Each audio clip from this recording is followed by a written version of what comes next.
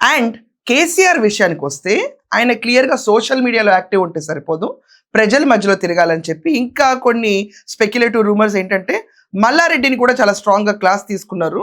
నువ్వు అలై బలై వేషాలు వేస్తే కుదరదు, సీరియస్గా పాలిటిక్స్ చేయకపోతే నెక్స్ట్ టైం టికెట్ చాలా మందికి కష్టమని కేసీఆర్ నిన్న ఆవిర్భావ దినోత్సవ వేడుకల్లో కూర్చుని ఒక మైక్ పుచ్చుకుని మాట్లాడారు. తర్వాత రూమ్లో ఈ డిస్కషన్స్ జరిగినాయి అని న్యూస్ బయటకు వస్తుంది.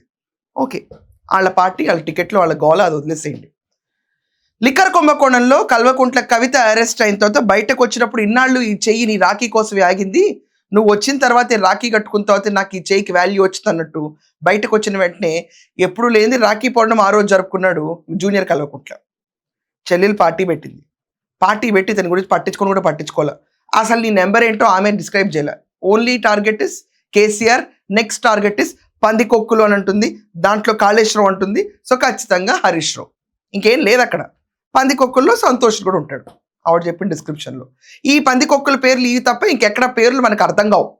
యాజ్ అన్ ఆన్ లుకర్ ఇదే అర్థమవుతుంది.